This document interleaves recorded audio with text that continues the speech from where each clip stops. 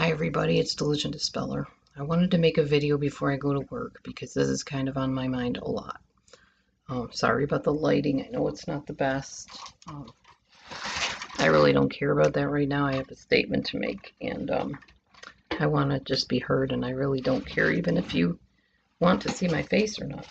That's not important to me, but my message is important right now. A lot of people have been writing me about my recent videos regarding a certain YouTuber. First of all, I want to tell you that nobody really understands why I do what I do. Nobody ever has, and that's fine with me. I really don't care. I don't complain about that fact. It's just a fact. I make choices I make because I'm me. Plain and simple. And I'll answer to him for any wrong choices I've made, I'm sure, as anybody will.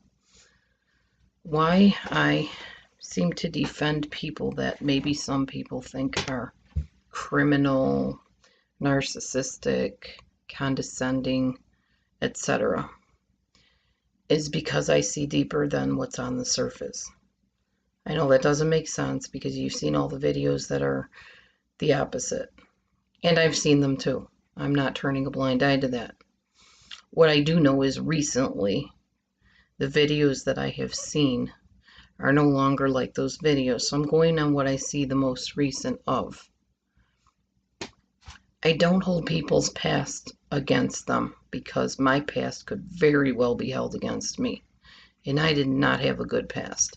I had a very shady past. I've never killed anybody. Never.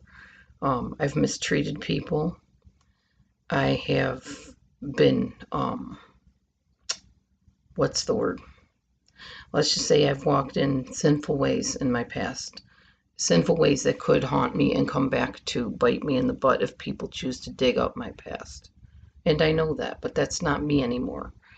However, if people wanted to bring up my past and they have started bringing up some stuff from my past and even my present that could shine me in a bad light, they could get lots of stuff to really hate me for and not trust me for. And some people already have decided they don't, and they've moved on and unsubscribed, and they're not here anymore to talk about it. And that's fine, whatever. God brings and God lets leave. That's the way I look at it. The point is, okay, I married 3 times. The first time I married, he turned out to be narcissistic. After 23 years of marriage, I divorced him, moved on. Then I married my next husband, who happened to be learning disabled and ended up basically hurting me very badly and ending up in jail. That husband, I stayed with him up until the jail time, and I divorced him while he was in jail because of allegedly the offense that he committed against a minor. The third husband has issues, and he's openly admitted those. Why do I stay? How do I stay? Number one, he's not that person that he was as a child. I have never seen him do or heard of him do or anybody tell me of him doing anything close to that. If I ever found out or was brought to my attention that he so much as looked at someone in that way, a child or otherwise, I'd be out. He'd be out. Oh, hello? Hello? Oh, okay. Sorry. So I would not stay in stuff like that. I'm not stupid, and I have more self-worth than that. However, that's not my case. I am now married to a man who has been struggling to find out why he did what he did, what makes him who he is now, and who did not have a chance from the time he was a child and being hurt by his own father. I care about people. I look past the outside. I look to potential. What can this person be? Now, if they're in the middle of committing crimes or they're doing something to harm people and I'm aware of that, then no, I would not support that. However, I have seen a change in the person in question here, not my husband, the other person. So I'm going to look at that person as what they are now, not in who they were a week ago, 2 weeks ago, whatever, because people could do the same thing to me very easily. I'm not going to base somebody's personality on indiscrepancies back around Christmas time or whenever it was.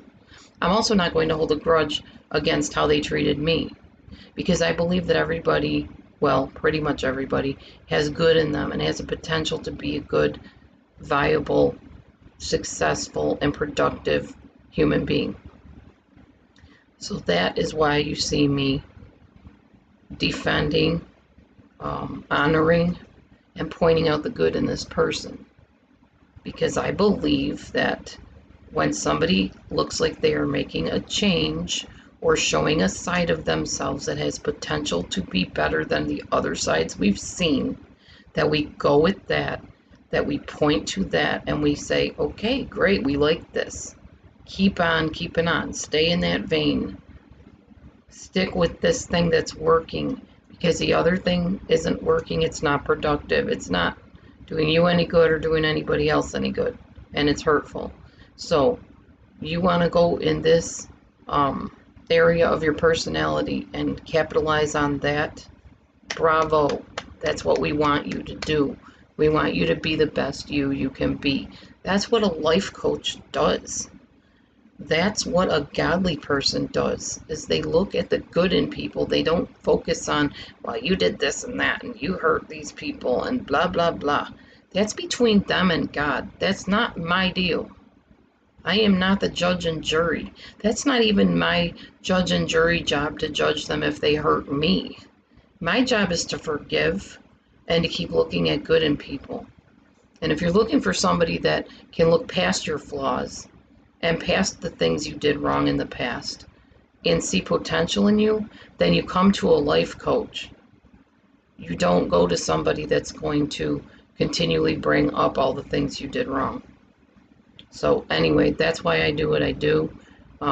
If that upsets you, and if I'm supposed to be jumping on some bandwagon of down with this person, or they hurt that person, they're a terrible, awful person, you're looking in the wrong direction. That's not me. It may have been me in the past, but that's not me anymore. I like this new me, the me that can keep seeing that there's good in other people. Now, there are exceptions to every rule, and I have to determine for myself what those are. In this case, I don't believe at this time I have seen that to be the case. Now, if it is the case, you will probably hear me saying some different things in the near future. I pray to God that the change I've seen is a lasting one, and that there will be more people helped by this individual in the future, because I believe that's where this person's heart is right now, and that this, what we are seeing now, is the real person. So I pray to God that this is what is capitalized on and focused on, and what grows in this person, because it's beautiful.